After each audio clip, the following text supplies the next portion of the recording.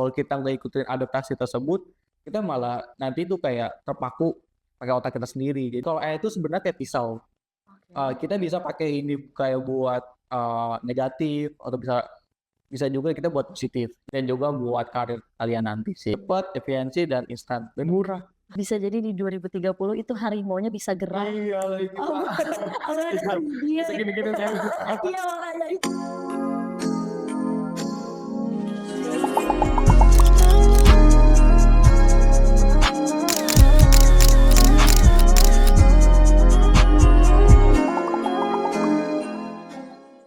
Hai teman-teman, selamat datang kembali di Edusphere, ruang berkembang dan berkarir. Tentunya dengan aku Diana Yosari yang akan menemani kalian dengan obrolan santai dan penuh insight. Hari ini senang banget karena bisa bertemu lagi dengan teman-teman dan tentunya di hari ini akan ada special guest yang menemani kita untuk berbincang perihal industri kreatif di era AI tentunya bersama Kak Marvi. Hai Kak Marvi, apa kabar hari ini? Baik, alhamdulillah. Oke, boleh menyapa teman-teman di rumah Kak? Halo semua. Oke, nah gimana nih Kak kesibukan hari ini apa? Hanya kerja aja sih sama freelance Oh, gitu. kerja freelance ya Iya. berarti kesibukannya. Mm. Oke, nah kalau misalkan di 2025 ini sendiri Mm. gitu, ada highlighter tertentu nggak sih Kak? Untuk highlight untuk digital marketing sih ada banget lagi Mbak Dian. Ada banget. Jadi ada beberapa AI yang memang kita harus perhatiin gitu. Ada perkembangan yang harus kita perhatiin. Pertama dari kalau kalian tahu semua nih tentang ChatGPT, itu ada kompetitor baru tuh namanya DeepSeek.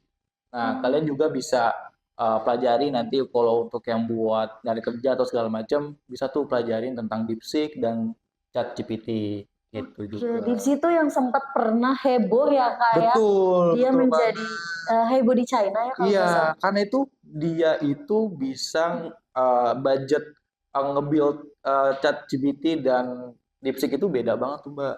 Jadi contoh kita buat DeepSeek nih cuman $1 contoh ya. Tapi si OpenAI ini udah bisa ratusan dolar gitu buat habisin itu. Lebih sih sebenarnya kayak 2 miliar US dollar gitu sebenarnya. Dan ini budgetnya si DeepSeek nggak nyampe segitu sebenarnya. Nah itu pada panik tuh di luar sana. Wah seru banget tuh Kak dan menarik banget tentunya kita akan ngebahas itu jauh lebih dalam. Iya sih, itu seru banget sih buat ngebahas AI itu. Nah Kak, kita ngebahas AI gitu ya, tentunya itu nggak akan ada habisnya dan sangat menarik gitu untuk dibahas di berbagai kalangan gitu.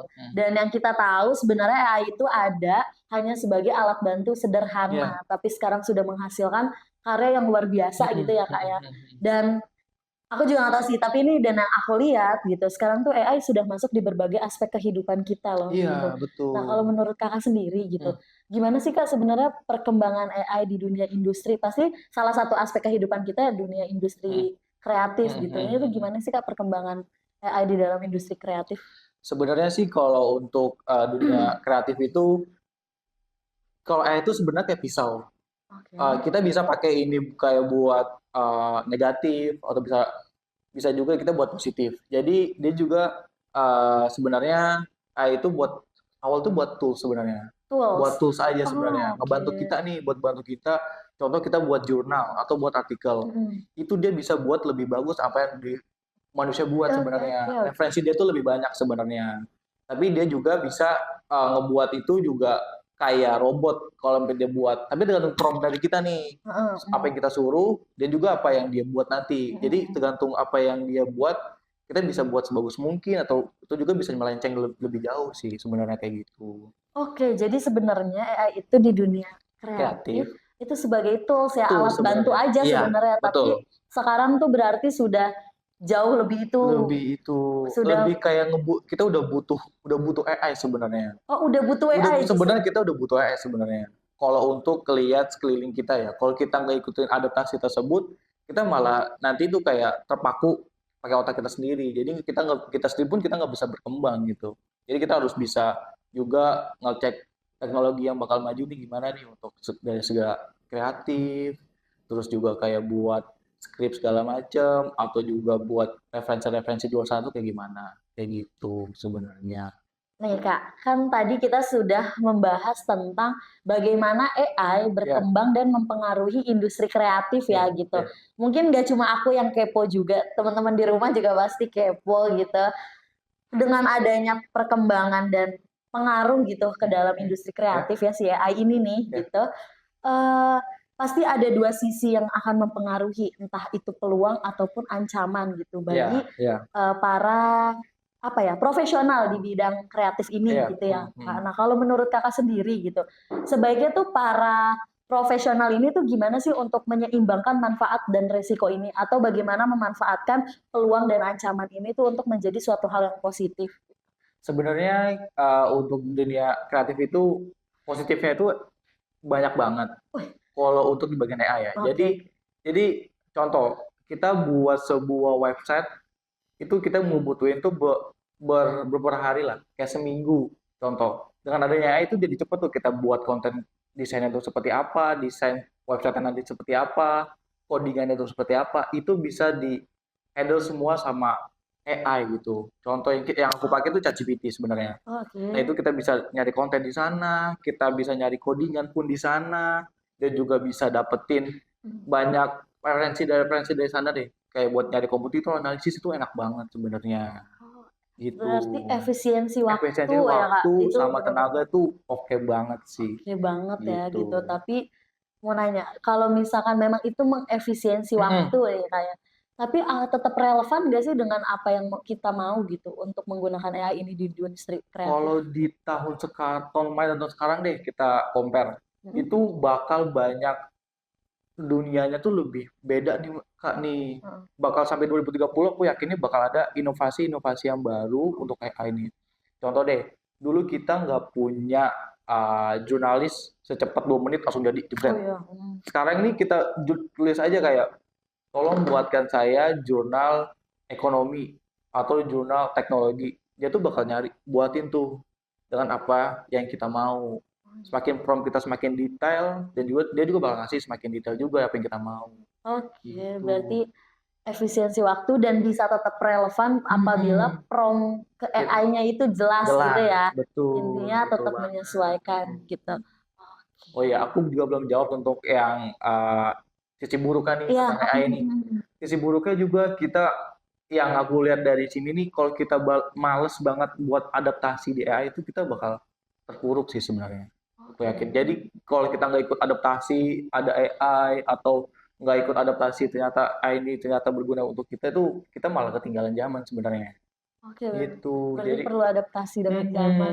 Jadi kita tuh semakin belajar semakin bagus juga kan, kita buat budget juga kan. Betul. Kayak gitu sih. Oke, berarti kalau untuk peluangnya itu cukup banyak ya tentunya. Efisiensi waktu, terus juga mempermudah kita untuk mencari referensi-referensi lah ya. Biasanya kan dunia industri kreatif ya, itu biasanya bikin jurnal dan lain-lain itu bisa lebih gampang. Tapi ancamannya adalah apabila kita tidak beradaptasi, kita akan tertinggal dengan itu semua. Iya betul. Jadi mau nggak mau sih kita harus ikutin perkembangan zaman gitu sih guys. Nah, kalau dari kakak sendiri, gitu, ada nggak sih pengalaman kakak itu untuk kayak peluang dan ancaman itu tersendiri? Real case gitu sih kak, pengen tahu. Untuk real case-nya aku, karena aku di bidang marketing ya, jadi membuat artikel, SEO atau dunia kreatif buat kayak campaign ads segala macam, itu aku butuh banget sebenarnya untuk kayak ya. Jadi aku minta title atau minta sisi kreatif untuk kompetitor. Jadi aku tuh tipikal gini, oke, kompetitor buat campaign Ramadan nih. Terus aku jiplak aja sekarang. Ya udah si AI ini bakal kasih referensi lebih dari yang kompetitor buat gitu. Jadi kita bakal nge-compare tuh enak tuh gitu, buat referensi kompetitor, referensi buat nyari ide-ide bisnis atau ide-ide campaign tuh enak banget sih sebenarnya Mbak. Enak banget ya. Gitu. Ancamannya sendiri tuh Kak, atau untuk negatifnya gitu lah ya? Ancamannya itu karena menurut aku orang-orang udah pada tahu AI. Terus juga makin kencang juga nggak jalannya. Jadi AI ketemu AI kayak gitu loh Mbak. AI ketemu AI, campaign AI, ketemu campaign AI. Jadi bersaing itu makin ketat sih. Itu sih ancamannya itu yang, wah ini bakal, kalau kita nggak ikutin perkembangan zaman tuh bakal ketinggalan banget sih sebenarnya. Ancamannya itu aja sih sebenarnya. Jadi memang apa ya, harus adaptasinya tuh dan belajarnya tuh harus kuat sih sebenarnya. Kuat banget. Gitu.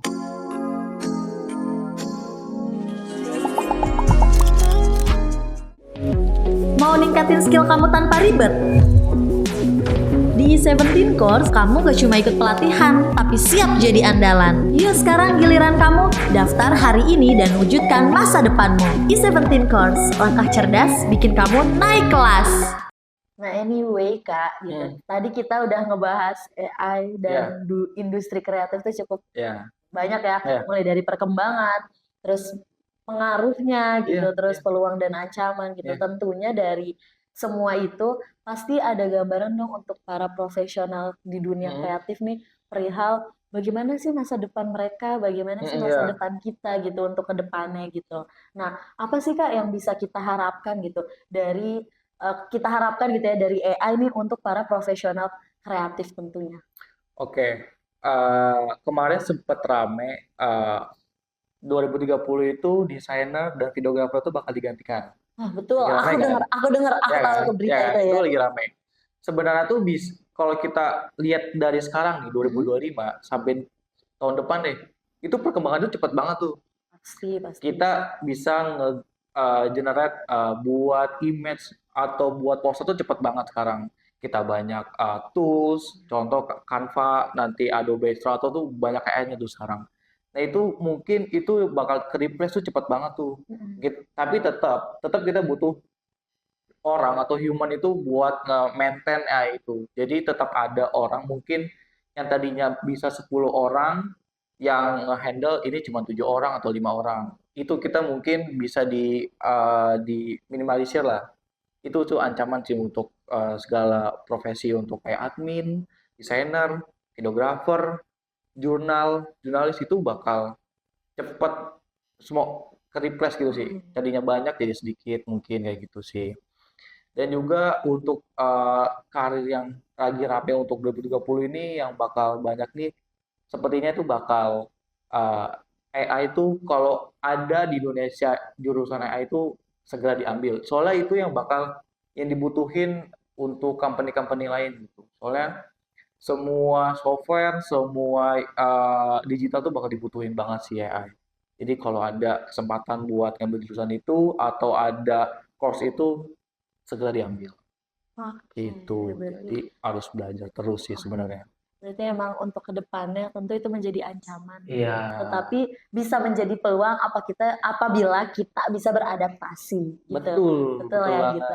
Nah dari yang tadi tuh yang kakak bilang, berarti itu untuk kedepannya desainer, videographer, video editor, itu berarti di dalam aplikasi yang mereka buat atau tools mereka lah untuk bekerja, itu berarti udah bakal ada fitur AI gitu Kak? Sebenarnya dari sekarang tuh udah ada. Oh udah ada? Iya, jadi di kantorku sendiri memang itu udah pakai AI dari Adobe Illustrator atau Figma. Oh ya. Kalau semua yang mungkin yang UI UX atau dari desainer itu kalau kalian ada premium dari Adobe Illustrator atau dari Adobe itu kalian bisa generate AI tersebut. Jadi kalian tinggal ngetik aja panggil tolong buat ada hewan harimau nih di poster tersebut. Dia tuh bakal generate tempel lah tuh di situ. Langsung ada harimau ya? Iya, langsung ada harimaunya. Itu bakal makanya 2005 aja tuh kayak gini kan. Apalagi 2030 tuh.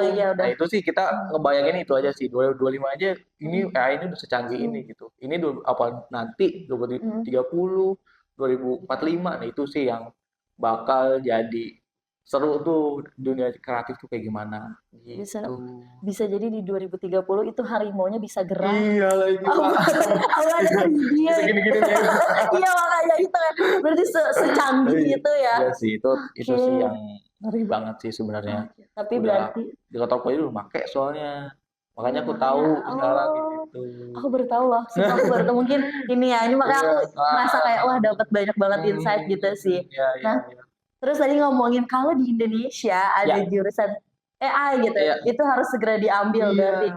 Teman-teman di rumah jangan lupa kalau ada jurusan AI harus diambil ya karena itu benar-benar berpengaruh ke depannya. Iya betul. Atau nggak mesti jurusan sih kalau ada course atau ada apapun itu yang belajar buat AI itu tolong pelajarin sih itu yang bakal ngebantu kalian buat kerja nanti dan juga buat karir kalian nanti sih gitu. Karir PT tuh akan jauh lebih jelas. Iya betul.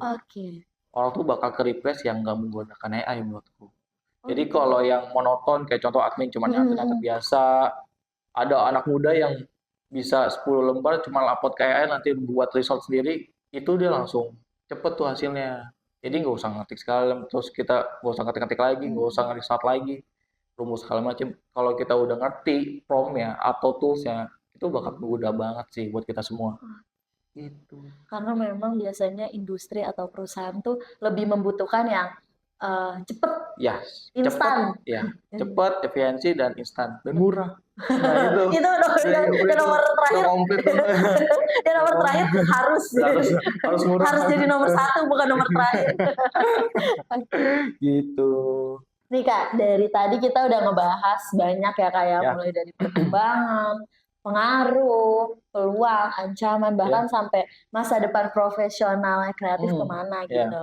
Nah sekarang gitu, tim kita i17 Course itu sudah membuat list pertanyaan dari para followers kita gitu ya Kak ya. Untuk pertanyaan yang pertama itu, gimana sih Kak caranya memastikan karya yang dihasilkan dengan bantuan AI itu tuh tetap memiliki originalitas tersendiri?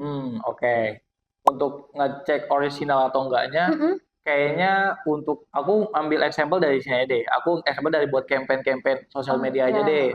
Oke, contoh kita ngambil buat campaign di ads tentang course deh. Oke, tentang course. Kalian nih bisa ngambil cari-cari dulu kompetitor kalian nih. Cek dulu mereka ini ngebahas apa, tentang apa, kasih referensi minimal 3 deh setiap kreatif, kasih 3 ke AI segala macam. Biar dia pelajarin dulu, tapi ngasih macam-macam referensi. Jadi jangan satu kompetitor aja. Jadi minimal 3 deh, 3 kompetitor dan 3 referensi. Nah, kalian tumpuk semua di sana, biar si AI itu ngepelajarin apa yang kita mau. Jadi dari situ mereka tuh bakal ngebaca setiap campaign kompetitor ini buat result kita ini biar relevan gitu. Jadi buatkan saya referensi campaign tentang kompetitor yang mereka buat. Dia bakal referensiin tuh semuanya tentang contoh tentang course gratis atau ada webinar segala macam. Dia tuh bakal ngasih kreatifnya, teksnya dan visualnya. Dia bakal ngasih nanti kasih pakai ini ya. Terus call to action nanti ke sini ya. Itu bakal ngasih kayak gitu tuh. Lebih enak sih sebenarnya buat nggak bakal ke detect AI sih menurutku. Jadi itu bakal kayak kita yang buat tapi dengan tools AI gitu. Itu lebih enak sih buat digital marketing atau dunia kreatif gitu. Jadi lebih ke memaksimalkan tools AI ya. Yes, betul. Jadi itu jadi kita nggak yang benar-benar terpatok atau menjadikan AI itu patokan utama gitu, tapi justru kita menjadikan AI hanya sebagai alat bantu. Betul. Itu enak banget sih buat kita semua. Ya, buat campaign atau segala macam itu enak banget sih. Gitu. Nah, untuk pertanyaan kedua nih Kak dari followers kita. Gimana caranya membangun skill yang sesuai dengan kemajuan AI di industri kreatif? Oke, untuk membangun skill dunia kreatif itu yang penting sering belajar aja sih Mbak. Belajar tentang teknologi, belajar tentang kayak kreatif-kreatif yang memang relevan sama industri kita.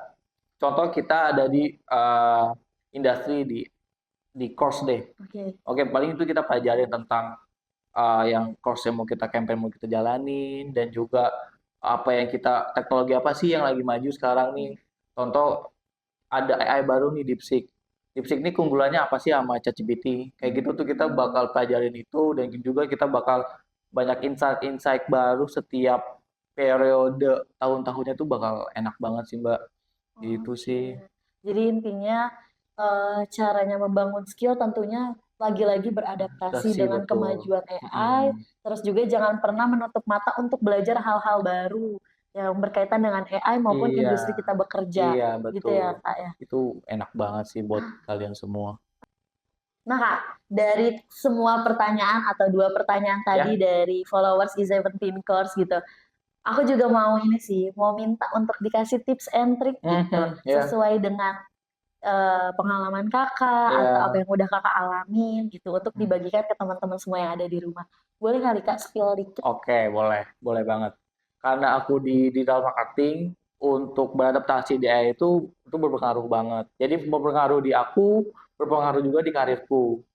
Dan efeknya tuh bagus banget menurut aku. Jadi kalau kalian itu belajar di digital marketing tuh banyak banget uh, pelajaran insight-insight baru yang kalian dapetin dari AI gitu. Jadi sebelumnya nih aku di marketing itu cuman nge-maintain e-commerce dan website aja dan SEO-nya juga. Nah, itu aku pelajarin tuh kayak otodidak, aku cuman nyari di Google dan itu nggak detail sebenarnya. Nah, semenjak hype-nya tuh AI ChatGPT itu aku lebih tahu tentang dalamnya SEO kayak gimana, e-commerce-nya tuh kayak gimana untuk strateginya segala macam dan juga develop website tuh yang buat user friendly tuh kayak gimana, UI UX-nya tuh bagusnya kayak gimana. Nah, itu ngebantu banget gimana caranya nge-build digital marketing ini atau potensial dari personal ini jadi bagus banget tuh kayak gitu. Jadi itu tips aku ya jangan jangan terus-terus belajar sih. Jadi jangan takut buat adaptasi AI baru lah atau ada teknologi baru kita takut nanti takut ke replace atau segala macam itu menurut aku itu malah bagus banget toolsnya buat kita semua untuk di dunia kreatif segala macam itu ngebantu banget sih Mbak Dian. Jadi jangan bertutup mata takut sama AI atau segala macam, takut sama robot. Mending kita kolaborasi saja sama robot itu udah kolaborasi yang bagus banget sih. Gitu. Oke Kak, berarti kita ini nggak perlu takut sama robot ya, tapi justru Iya. kita perlu bersahabat untuk bisa saling berdampingan dalam menghadapi era Yes, digital ini. betul banget.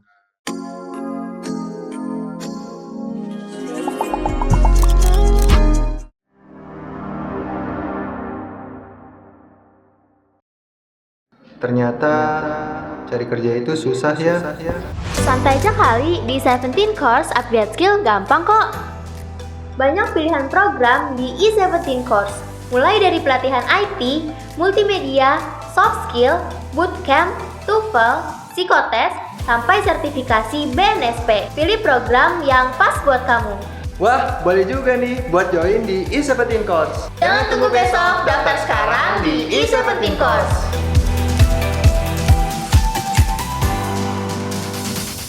Wah, ternyata kita sudah cukup lama berbincang, nggak Iya. kerasa banget ya Kak ya. Dan insight yang aku dapat di hari ini bahwasannya memang AI itu membawa banyak kemudahan dan tentunya peluang baru untuk kita berkreasi. Tapi kita juga perlu bijak dalam menggunakannya dengan cara mengasah kreativitas, mengembangkan keterampilan, dan beradaptasi dengan zaman. Dan yang patut teman-teman ingat bahwa AI adalah tools dan sepenuhnya kendali ada di tangan kita. Nah, itu semua insight yang aku dapat di hari ini. Semoga bermanfaat buat teman-teman di rumah. Dan terima kasih Kak Marfi sudah datang ke sini ya. Thank you, Mbak Jangan Dian. kapok ya Kak, jangan Aman, kapok. seru banget kok kita pembahasan hari ini, guys. Ya, terima Seru kasih juga udah sharing pengalamannya Yap. di sini ya Kak ya. Ya. Oke, dan terima kasih juga untuk teman-teman di rumah yang sudah menonton EduSphere, Ruang Berkembang dan Berkarir, Ngabuburit Spesial Ramadan 2025. Jangan lupa di subscribe, like, komen, dan follow seluruh akun sosial media E17 Course. Nonton terus episode-episode selanjutnya. See you! Bye.